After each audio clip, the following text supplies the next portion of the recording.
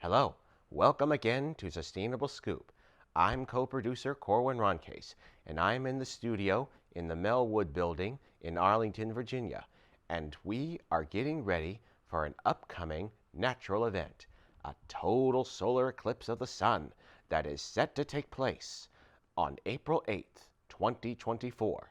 For those of you who don't know, a total solar eclipse is when the moon passes right between the sun and the earth, allowing it to cast its shadow upon the earth's surface, but only for a short while. We will be traveling to Ohio to witness and record the eclipse.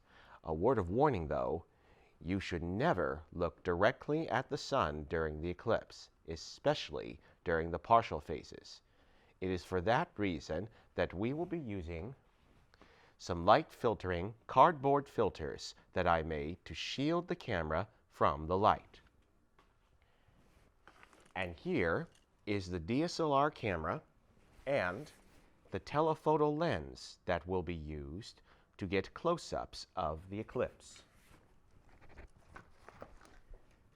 Some of this additional equipment that is here will be used to film and document the gathering of the crowd there.